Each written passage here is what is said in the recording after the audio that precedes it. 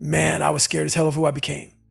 Life turned me into this guy stuttering, struggling to read and write, overweight, insecure as hell. But you know what? You've got to face that in the dark room. That dark room is who you are, man. And in that darkness, you've got to build a new person who walks out and faces that old version of you head on. Growing up, I had a rough time learning. But when it came to people, I was sharp as hell, a damn genius, because I lived in my own private hell. I was always studying people who's got my back. Who doesn't? Who's fake? Who's real? I got good at reading energy real good. Is this energy good? Is it bad? So I became a master at studying human beings. It was survival. It was my way forward. Now, sometimes the problem ain't the problem. Your back hurts. Maybe it's not your back, it's something else causing it. Same with life, man. I kept hitting these roadblocks and I kept asking myself, what the hell is wrong? And I realized there was one place I hadn't gone yet. I hadn't gone back to face the beast, the demon inside. So I went back. I looked that son of a bitch dead in the eye. That was the missing piece. I had to confront him one more time. Like when I studied that Navy SEAL who ran his mouth, I figured out where that fire came from. I dug deep and found out his old man used to beat the hell out of him, put him in front of a furnace with the flames going, butt naked, and beat him down. You move, you get burned. Stay put and take the beating. That shit got passed down from his dad to my dad, and then my dad tried to throw that shit on me. I had to understand who my father was and where that brutality came from. I got my answers, and I used those answers to fuel myself, to get stronger. I didn't go back looking for some apology, hoping to blame him so I could just sit back and be a failure. Hell no, I went back to understand and then take that pain and turn it into power. Why would an apology make you a loser? Simple. It would make me feel like, yeah, I'm justified. I'm off the hook. My dad did this to me, so now I can just sit back and be a failure. It's that mindset that says, you did this to me, so now my shortcomings are your fault. I'm okay being weak because of you. That's what I thought I was looking for when I went back. But as I got closer, this voice in my head started saying, it ain't your dad's fault. And I'm thinking, no, man, it is his fault. But that voice kept getting louder, kept saying, you've got a lot ahead of you.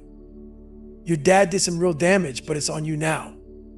And by the time I got to that door, that voice was booming. When I left that house, I wasn't feeling sorry for myself anymore. I started doing a live autopsy. You know, when people die, we do an autopsy to find out why.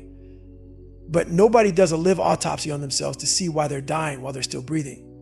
I realized I was living, but I was dead inside. And once I understood that, I got a second chance.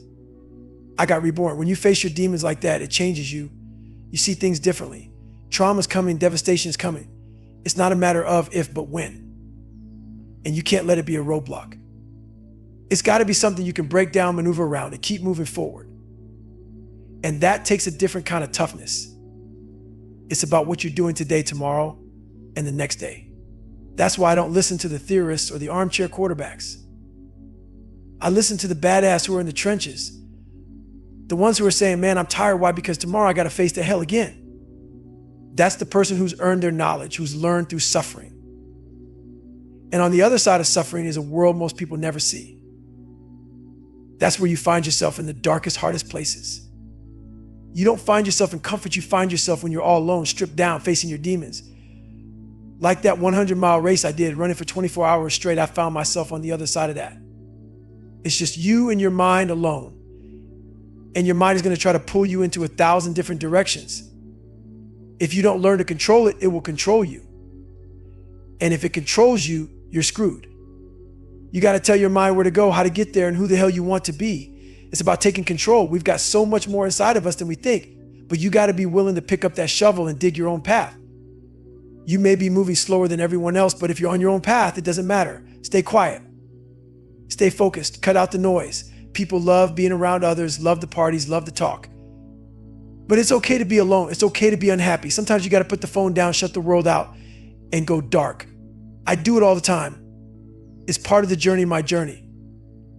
And when I'm in that pine box, I want to know I left it all on the field. Because I believe the spirit lives on.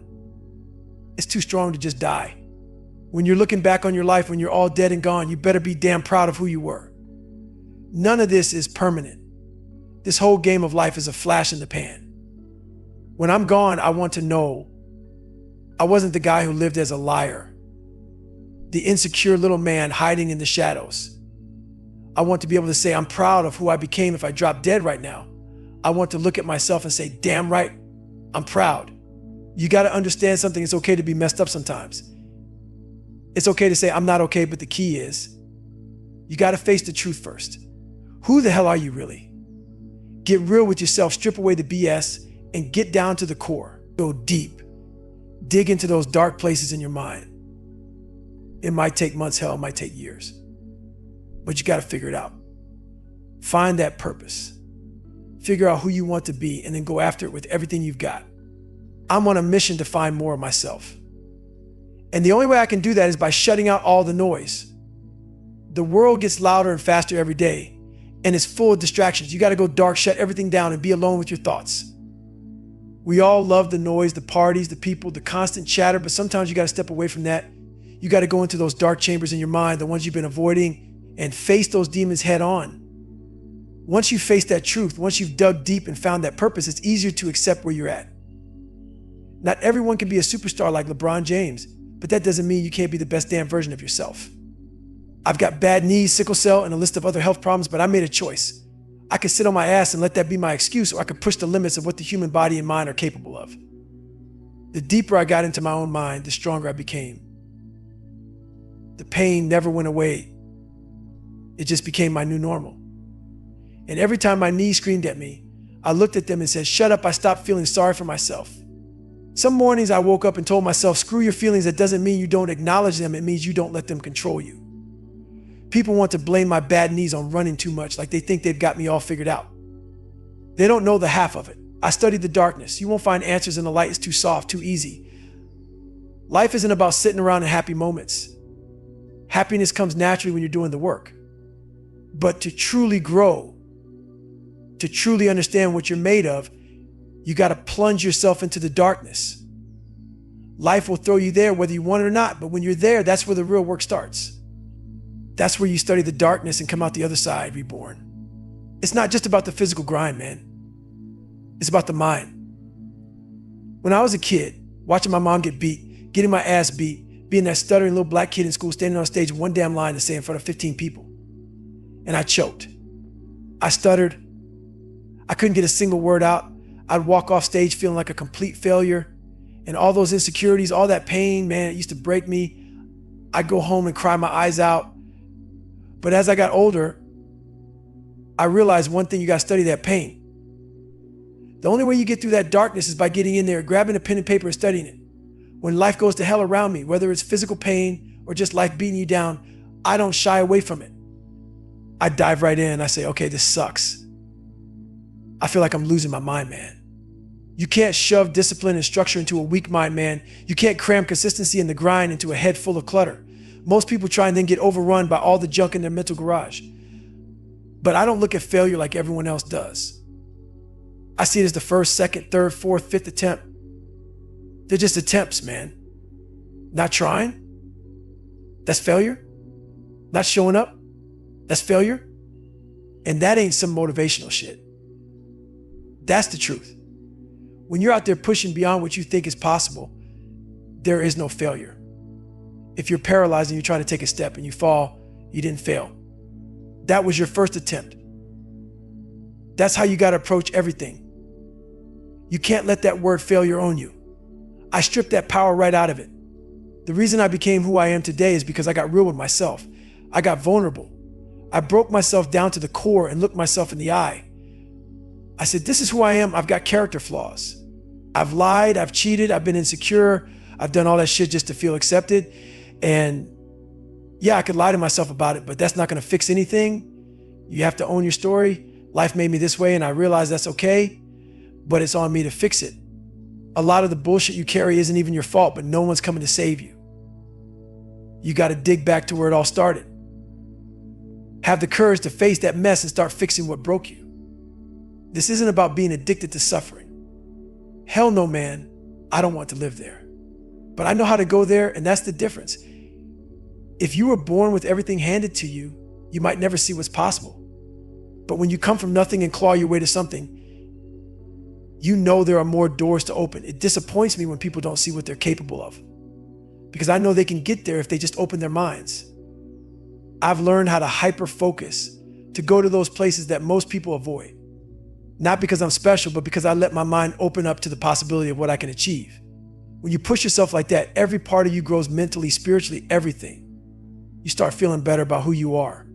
There's nothing like the feeling of getting after it, of challenging yourself every single day. That's where true growth happens. That's where you find out who you really are. You can't live with that average mindset, man. You got to be your best on your worst day. And how do you do that? By not thinking like everyone else. You can't have that normal mindset, man. Most people are out here taking the easy way out every single day, but if you do that, you're never going to see what your mind is capable of. I used to be like that.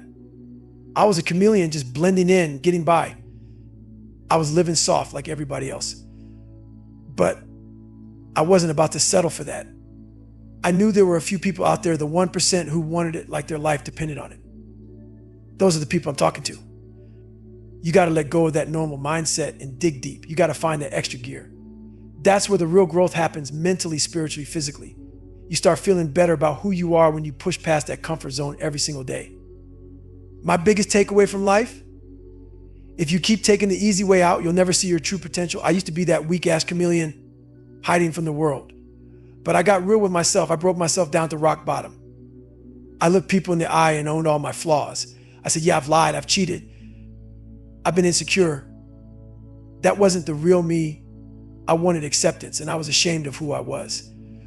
But here's the deal: if you're not willing to face that shit, you'll never know where it started. You have to go back to that dark place and fix it. Everything I didn't want to do, that's what got me here. It's about what you say to yourself and the work you put in. When I was getting crushed physically, mentally, spiritually, I told myself, you can't hurt me. Life beat me down, but I realized that's okay, man. It's not my fault, but it sure as hell is my responsibility to fix it. No one's coming to save your ass. You got to dig into where it all started, where the cracks in your foundation are, and have the courage to face that pain. I was just some scared, insecure kid. And you know what the best thing that ever happened to me was? No one came to save me. I had to go through the suffering to find my strength. I had to build calluses in my brain, the same way I built them on my hands. I saw myself as the weakest man alive, but I wasn't going to blame anyone, not even God, for what was done to me. I wanted to flip the script. I wanted to be the hardest badass man ever created. Am I that? Who knows? But I set that goal, and that goal saved my life. When I was getting bullied, skipping school, and had zero self-esteem, I knew the only person who could turn things around was me. I knew deep down that if I committed to it, I could pull off whatever the hell I wanted. But I was scared of the work. I wasn't gifted with smarts. I wasn't born with talent. And I sure wasn't athletic. I knew I had to outwork everyone just to be on the same playing field. I knew the grind would be brutal, and that scared me. But you know what? That fear haunted me until I finally faced it. And that's when everything changed. Man, I used to be just like everyone else. I wanted that comfort zone, that pat on the back. I wanted people to tell me everything I was doing right. I didn't want to hear the hard truth. I wanted the easy way out. And guess what? That mindset kept me stuck. It kept me in a world where I wasn't accomplishing a damn thing. But you know what I did? I became that big bad noise you don't want to face in the middle of the night. I became my own toughest critic.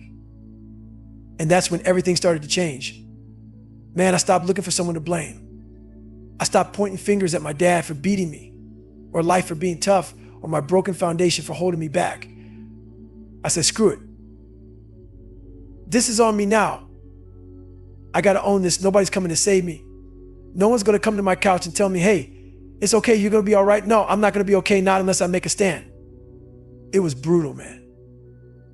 Looking in the mirror and seeing the truth about who I was, a lonely, insecure, depressed man who would do anything just to have a friend. I saw that for what it was: pathetic. When you face the truth, it's ugly. But I wasn't going to hide from it anymore. I became that guy who doesn't just talk about hard work. I live it. I don't take days off. First thing in the morning, I'm up and getting after it. Why? Because every damn day, you're either gaining confidence or losing it. You're never staying the same. How do you build that confidence? You look in that mirror and you like what you see. If you wake up feeling fat, out of shape, or just off, then you know what you got to do. You got to put in the work. So get up, sweat it out, get the blood pumping, get the mind right. Every day I'm running. Every day I'm grinding. People like to set these finish lines for themselves, but M&A, I don't stop when I'm tired. I stop when I'm done. When I was younger, I had no direction, no goals. I didn't give a damn about being the fastest or the strongest. I wasn't making it to the Olympics or going pro. Hell, I could barely read and write in high school. I was going nowhere fast. But I saw working out as a way to build calluses on my mind. I needed to kill that victim mentality. I watched movies like Rocky, and I saw what real training looked like: brutal, ugly, uncomfortable. I thought, man, that's what I got to do, not to get stronger or bigger, but to build myself mentally. Getting up early, that's not for everyone. It sucks. But that's why I knew I had to do it. So I made a long list of all the shit I didn't want to do, and then I did all of it. That's where I found myself. I looked around and realized these other kids aren't doing this. They aren't getting up at 5 a.m. to run on a damn golf course. And that's when I saw I had something they didn't. That's when I built that work ethic that never quits. Through that work ethic, I found who I was. I stopped looking for comfort and started looking for the struggle. That struggle built me into who I am today. And that's what separates me from everybody else. You got to hit that suffering every single day. You don't get to hide from it, because all that pain, all those scars, they don't go away on their own. You got to face that pain head on. See, I look at suffering the same way I look at failure. To succeed, you got to fail, man. You got to suffer. That's where the real lessons are, right there in the middle of all that pain and failure. All the answers to life's tests, they're buried in that suffering. But here's the thing, you don't have to live there 24/7. You don't got to be in that pain every second of your life. You just got to learn how to visit it. Think about it like working out. Most people hate working out, but you only got to do it for an hour a day. The other 23 hours, you're not in the gym, but the way you get stronger, the way you get in shape, is by visiting that pain, that suffering, for that 1 hour a day. You got to make a date with suffering. Visit it. Spend some time with it. Do the same thing with your past failures, your past mistakes. Spend time in there. Crack your mind open. Dig into it while you're still breathing. Don't wait until you're dead to figure out why you died. Get that work done while you're alive. Get deep into that suffering. Dive into the pain of your life and ask yourself, why does this hurt so damn much? Why am I scared of all this shit?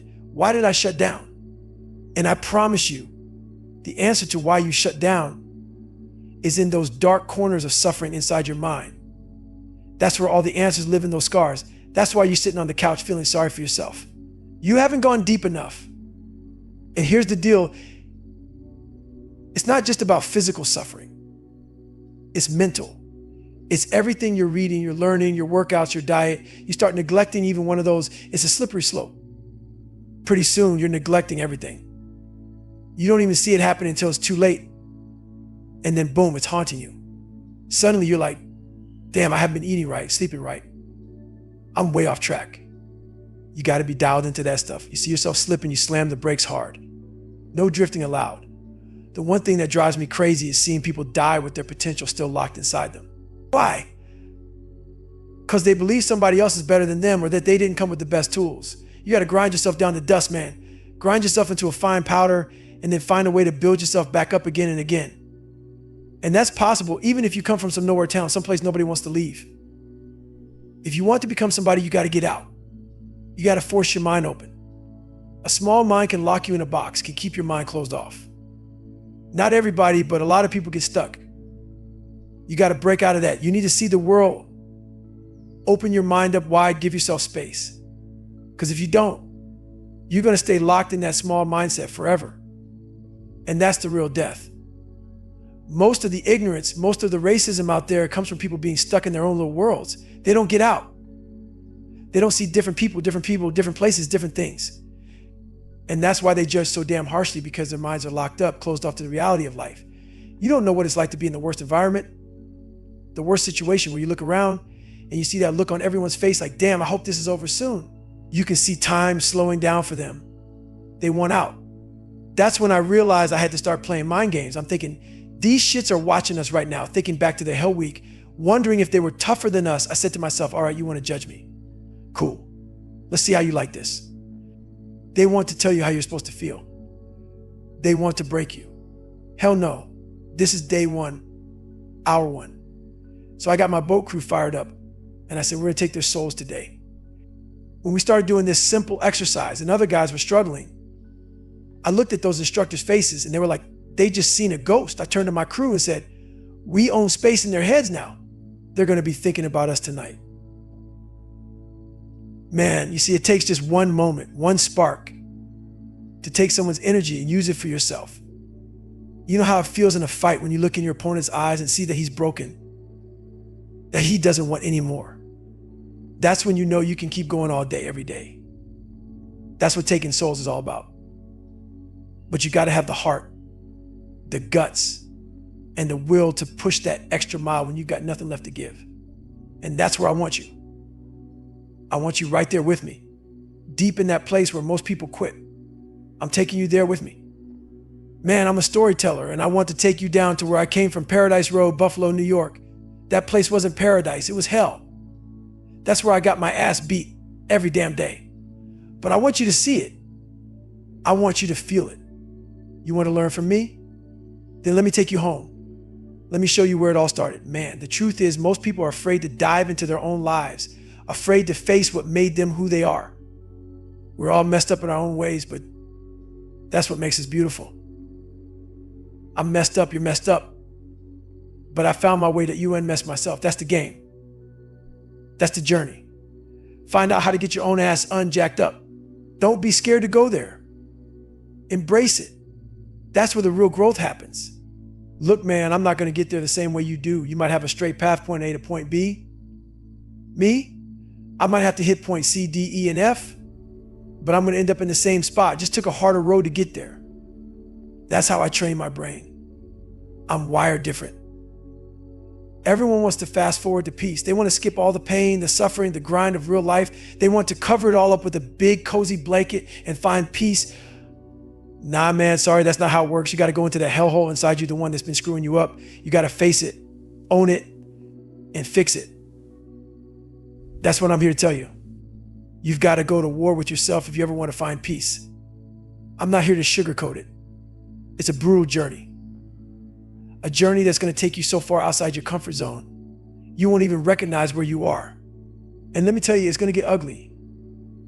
I remember I started running feeling good at mile 40, mile 40, mile 50. But when I hit mile 70, it was the worst pain in my life. I sat down in this blue lawn chair at mile 70. Those Ritz crackers I'd been eating since mile 20 were like cement in my mouth. I hadn't been hydrated right. Didn't know what the hell I was doing. I was down in my Plex shakes because I couldn't swallow those dry ass crackers, barely drinking any water. And my body was breaking down. I'm in that blue chair, dizzy as hell, watching these runners pass me by, feeling like my whole world was spinning. I hadn't taken a piss in 12 hours, which was a sign my body was shutting down. I had knocked out 70 miles in 12 hours, which is decent. But I looked at my ex-wife and I saw 3 of her standing there. The moment my body stopped moving, my mind went haywire. I had to get to the bathroom, which was just 20 feet away, but I couldn't move. When you decide to quit, your mind locks up. It says, we're done. There's no expansion, no growth when you quit. But when you say, hell no, this is miserable, I'm hurting, I'm broken, but I ain't leaving, something crazy happens. Your mind starts to expand. It realizes this shit ain't leaving. You've got way more in you than you think, but you've got to dig deep and find it. I picked up my shovel and made my own path. Others might get there faster, smoother, but I'm going my way through the rough, through the grind. And yeah, there are days I wake up with my head down, pissed off, wondering why I live this way. But then I remind myself, you want to be average?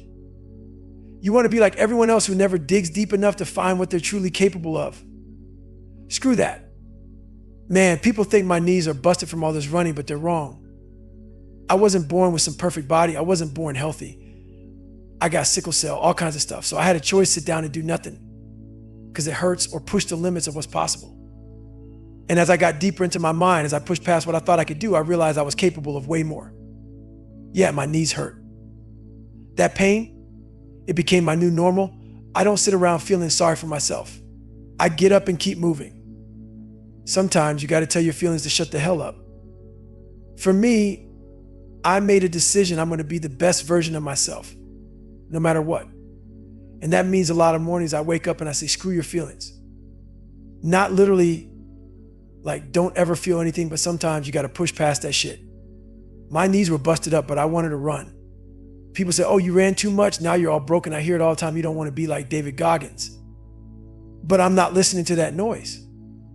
I made a choice and I'm sticking to it. I'm not here to live in comfort. I study the darkness, man. You don't find answers in the light.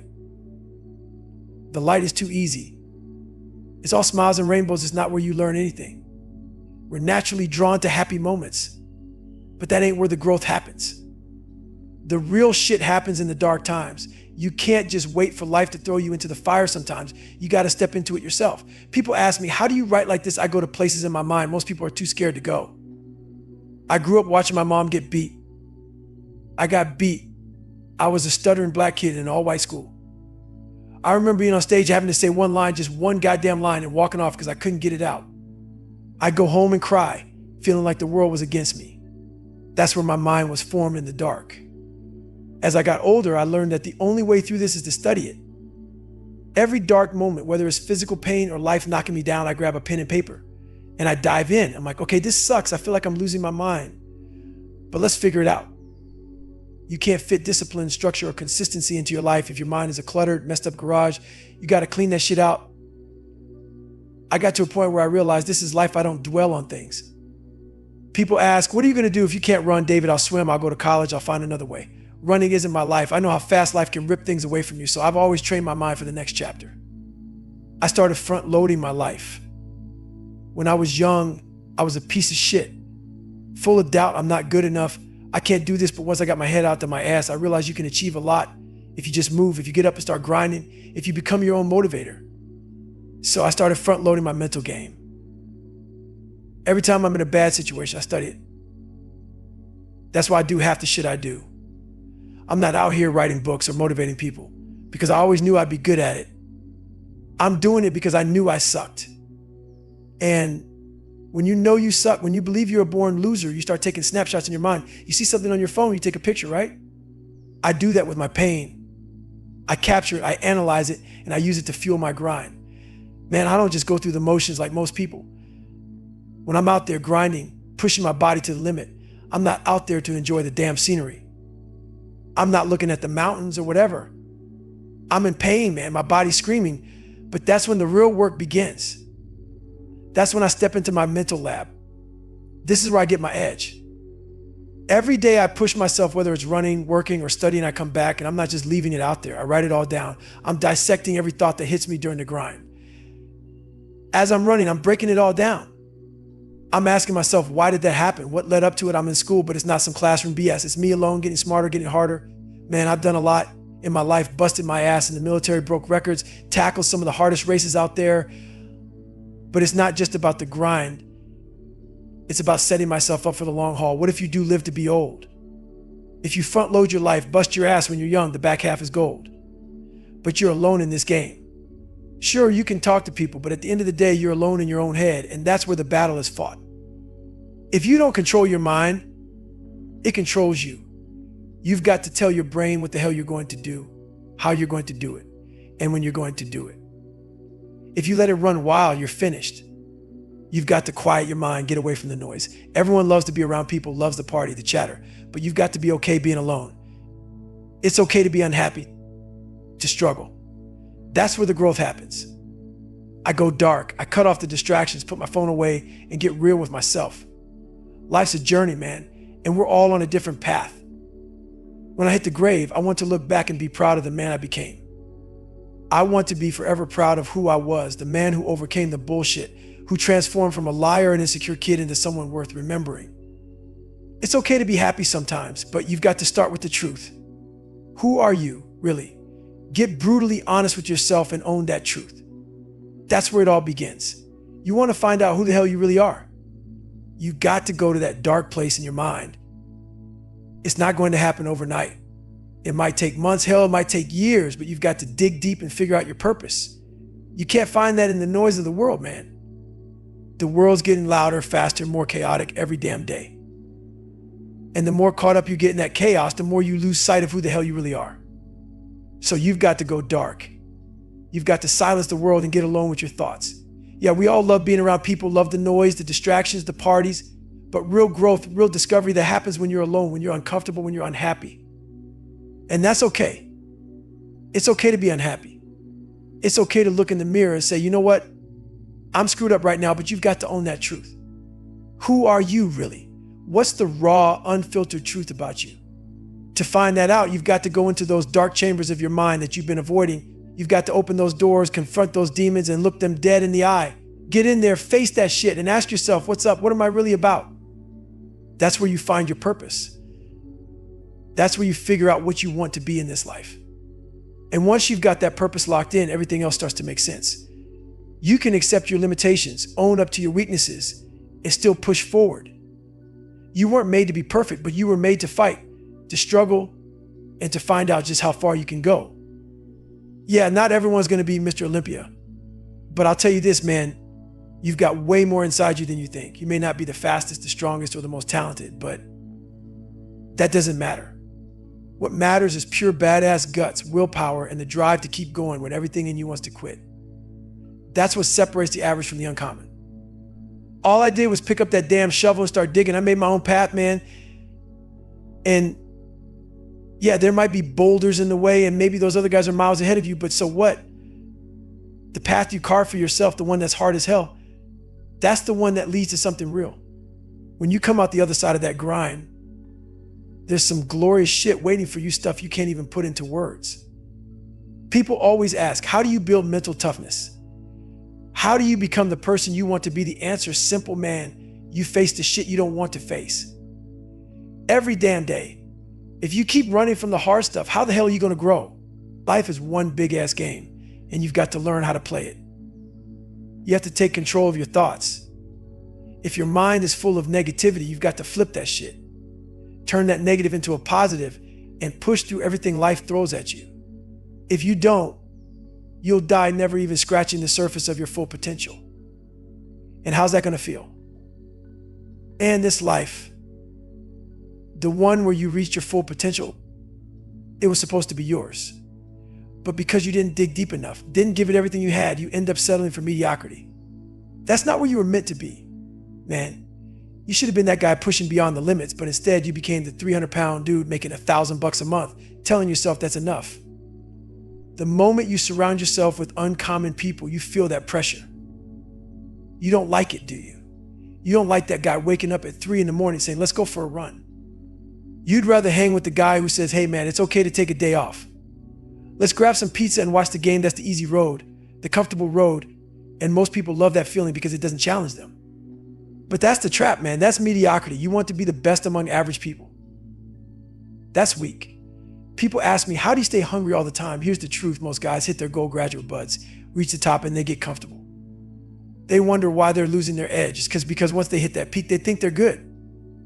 But me, I'm never satisfied. I'm never done. I'm always hungry for more because there's always another level to reach. I don't buy into that take a day off bullshit. That's just your weak ass mentality telling you it's okay to feel sorry for yourself.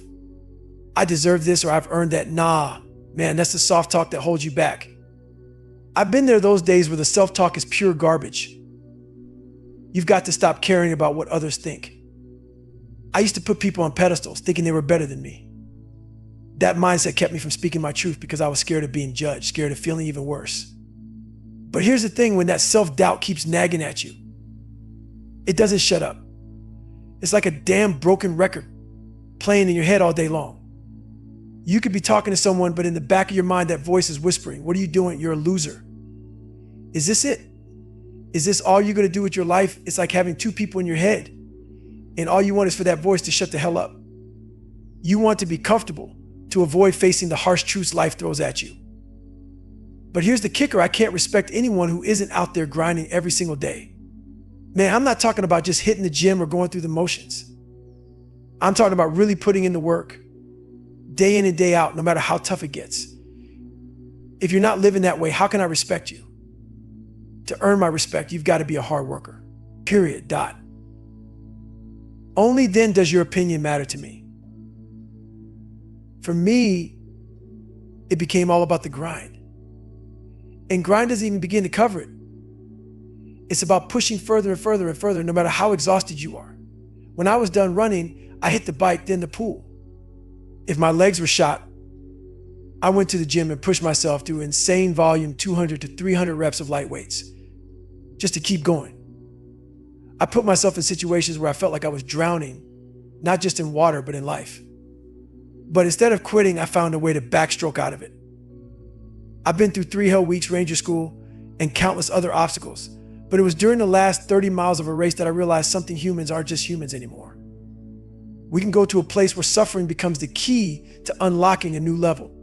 When your brain and body sync up in that space, you become unstoppable. Man, that moment changed my life forever. When you're truly driven, whatever stands in your way is already dead. When I sat down and locked in on that race, it wasn't just about crossing a finish line, it was a war, man. It was me against that race, but more than that, it was me against myself. I took it personally, real damn personal. And I broke it down piece by piece. I didn't just look at the whole thing and get overwhelmed. I said, all right, first thing, get your nutrition in check. Next, you got to stand up. I took it one step at a time, and before I knew it, I was on my feet. I was walking around with my wife, and she looked at me and said, "You're not going to make the time." That was all I needed to hear. At mile 81, with 19 miles left, I ran nonstop. People might hear this and think, this guy's sadistic, he's nuts, no man, you don't get it. If you knew where I came from, you'd understand. I was just a scared kid who found something deep inside something that drove me to be more than I ever thought I could be. I had to become someone in this world, or I was nothing. It comes from that nasty place where you feel like your life doesn't mean a damn thing, where you're terrified of dying without ever having accomplished anything. That fear is what most people run from, what they don't want to face. But when you're truly afraid of dying as just another nobody, living a life where all you did was pay the bills, that's when you realize you've got to make a change. I didn't want to be the guy spraying for cockroaches, making just enough to scrape by. If that makes someone else feel good, fine. But it didn't make me feel good. For the first time in my life, after 26 years of living in fear, I wanted to feel proud of who I was. I wanted you to beat the hell out of me and I'd still smile on your face. I wanted you to go home to your comfortable bed while I was out there suffering in the grit for another 100 hours. I wanted you to remember me, knowing I was out there getting comfortable being uncomfortable. I wanted you to think about how miserable you were in Hell Week and realize I wasn't even thinking about quitting. That's the dark side I created, a place so twisted that hardly anything can touch me. Man, we all have 2 voices inside us. I'm not saying you're crazy, but we've all got that easy voice. It's that 20% of you that says, I'm good, I'm at 90% of my potential, maybe even 100% at that 20%. It's the voice that keeps you comfortable, that wraps you up and says, it's okay, you're good enough. That's the voice we love to listen to, the one that doesn't push us too hard. But there's another voice, and we try to avoid it like the plague. It's the voice that says, you ain't doing shit. We bury that voice, try to drown it out, and live in the safe, easy zone. But if you want to be more than just another person, you've got to face that voice head on. Man, first thing you got to do is crank up that voice in your head, the one you've been trying to ignore. We all love that easy path, that smooth 4-lane highway with signs and restaurants along the way. But life ain't about that. Every day we step over the shovel that could carve out our own path. Well, I didn't step over it. I picked up that shovel and started digging my own way. Yeah, there were boulders, there was all kinds of shit blocking my path. Meanwhile, others were speeding ahead on that easy road, getting miles ahead of me. But here's the thing, this path I carved out, it's hard as hell. It'll tear you apart. But when you make it through to the other side of that badass man, there's something glorious waiting for you that most people can't even begin to understand. We rely too damn much on others to pull us through our struggles. We're always looking to our right and left, hoping someone's going to save us. But you got to build that strength within yourself. It's not about being selfish, it's about creating the best version of you. Your brain is the most powerful weapon you've got. All these gadgets, phones, and computers, they're just distractions. When you're hit with real life shit, depression, loss, suffering, you can't Google your way out of it. You're alone in that battle. There's no one else in your head but you, and if you can't control your mind, you're done. Your brain will try to pull you into dark places, but you've got to be the one telling it where to go, how to get there, and how to push through. I'm on a mission to find out who the hell I really am, and the only way to do that is by shutting out the world. Life's getting busier, faster, noisier, and the more it speeds up, the more you lose track of who the hell you are. So I go dark often. I shut everything off, silence the noise, and dig deep within myself. That's where the real growth happens. We all have our own journey, and mine is about finding strength in the misery. When everyone else is down, feeling sorry for themselves, that's when I shine. I take all that pain, all that suffering, and I turn it into raw, unfiltered motivation. I realized that if I can push through the misery just a little longer, I'll have a crew of people following me, ready to go to war. Man, I embraced the pain. I sit in it. I own it. I remember telling someone I know I need to see a doctor, but I've never thought it was humanly possible to do what I just did. I was 70 miles into a race, dead on my feet, completely spent. I thought I had hit my limit 100%.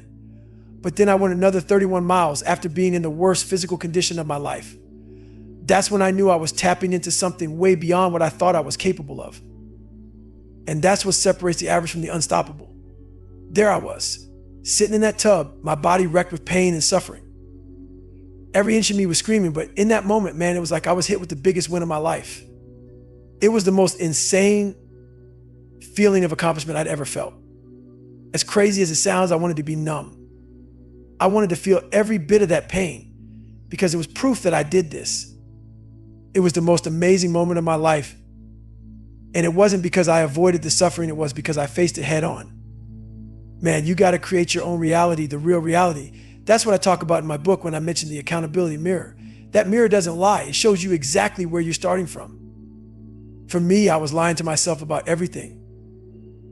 I had no courage, no self-esteem, nothing. That was my starting point. But once you face who you really are, you've got a place to begin. Telling yourself you're strong, smart, and courageous when you're not just pushes that starting point back. You need the raw, unfiltered truth, the kind that only you can tell yourself. There's a lot of power in putting your life out there for the world to see. When you can stand up and say, this is me, judge it if you want, that's real strength. Talking about how messed up you are doesn't make you weak, it takes that weight off your shoulders. Every time I talk about it, I feel that rock I've been carrying start to fall away. That's why I do it so often. I'm tired of being scared. Tired of hiding how messed up I am. The only way out for me at that time was death. If I was going to die, so be it. I was surrounded by stallions, gladiators, guys who weren't broken like me. But if I could start the hardest training in the world while broken and still graduate, then I go from being the weakest to the hardest man alive. To survive, you have to live in that pain, in that misery. You have to accept that your legs might break, your bones will hurt, and you'll be colder than you've ever been. But if you push through, in a few months, those stress fractures will heal because you ran on them. When your mind and body connect and you don't give yourself a way out, the only way forward is through. For me, it was either become a Navy SEAL or die trying. No other option. My body responded, Roger that, we're doing this. That's the mindset you need. When you're fighting and you see in someone's eyes that they're broken, that's when you know you've taken their soul. You feel like you can fight all day long because you've got the will, the heart, and the courage to go the distance. Even when you're jacked up and have nothing left, you give more. You start fueling off the energy that comes from knowing you've outlasted your opponent. It only takes a second to steal their energy, and that's all you need. When you look into someone's eyes and see they've had enough, that's when you know you can keep going all day, every day. Man, when you're getting beat down physically, mentally, spiritually, whatever you're going through, you've got to have something to hang on to. For me, it was simple. You can't hurt me. That became my mantra, my shield against everything that tried to break me. Whenever I was in the trenches, facing that pain, I'd remind myself, you can't hurt me. And that's where it all started. I learned how to control my mind, my adrenals. You know that flight response you get when things get tough? Yeah, I mastered that. I figured out how to get myself jacked up even in the worst environments when everyone else was down and out. I realized that misery, pure, unfiltered misery was my fuel. When everyone around me was suffering, when their spirits were crushed, that's when I thrived. I found strength in that darkness, used it to push myself further and to lead others out of the pit. You see, there's a lot of power in misery. Once people see you pushing through, they start to believe they can do it too. They see you refusing to quit, and suddenly they want to join the fight. I learned that if you can just hold on a little longer, if you can endure just a little more pain, you'll find people rallying behind you. But you've got to keep your mind open to the possibility that you can achieve whatever you set your sights on. The second you close yourself off to that, you're done. That's why when I'm in a fight, I attack. I keep attacking. The enemy needs to know that I'm not going to back down, that I'm relentless. You've got to break the soul of whatever is standing in your way. I realized I wasn't doing that enough, so I started figuring out ways to break the soul of whatever or whoever was in front of me. Man, relentless pressure, nothing wants to stand in front of that. Take pride in the fact that no one else wants to be where you're at. Let that fuel you. Let it bring out something deep and raw inside you. Most people don't get that. When you're in the worst situation possible, when time slows down and everyone's looking for a way out, that's when you find out what you're made of. I started playing mind games in those moments. I think these guys are probably judging themselves based on how they did when they were in my shoes. They're probably thinking I was better than Goggins back in my day, and I'd say, all right, you want to judge me? Watch this. People will try to tell you how you're supposed to feel, tell you it's too much, that you should be struggling. But I refuse to let them dictate my mindset. I tell my team, this is just the beginning. This is day one, hour one. We're taking their souls. And when we crushed some tasks that had everyone else struggling, I'd see it in the instructors' faces, they were shook. I'd look at my crew and say, guess what? We own space in their heads now. They're going to think about us tonight. When you're in the grind, in the thick of it, and everyone around you is feeling sorry for themselves, there's a moment, just a second, where you can tap into something deeper. That 1 second is all it takes to flip the script. I figured out how to harness that fight or flight instinct, that surge of energy you get when you're on the edge. I trained my mind to snap into action instantly, even in the most miserable situations when everyone else is falling apart. I found strength in the suffering, in the misery that breaks most people. While others were moping around, feeling sorry for themselves, I realized this is where I thrive. I took all that pain and used it as fuel to push harder, to go further, and to lead others through the darkness. Because when you embrace the suck, when you find power in the misery, people start to notice. They see you moving forward, unstoppable, and suddenly they want to follow. I learned that if you can just hold on a little longer, if you can find that extra gear when everyone else is quitting, you'll have a crew of people rallying behind you. But it all starts with believing that you can do it. The moment you doubt yourself, the moment you close your mind to the possibility, it's over. You have to keep your mind open and attack. Attack relentlessly. The enemy, whether it's a person, an obstacle, or your own doubts, needs to know you're not backing down. You have to break whatever stands in front of you. And that's what I figured out. Man, I wasn't just fighting, I was breaking souls. I was finding ways to crush the spirit of anything that tried to stop me. When you're relentless, nothing wants to stand in your way. Embrace the fact that no one else wants to be in the hell you're in. Let that fuel your fire. Let it bring out something raw, something primal. People don't get it. When you're in the worst situation imaginable and everyone around you is praying for it to end, that's when you play mind games.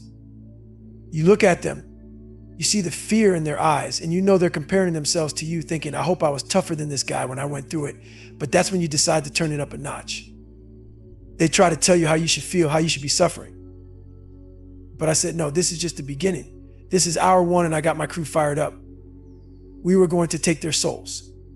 So there we were doing something simple, but guys were falling apart. I looked at the instructors, and you could see it on their faces. They were shook. It was like someone had messed with their souls.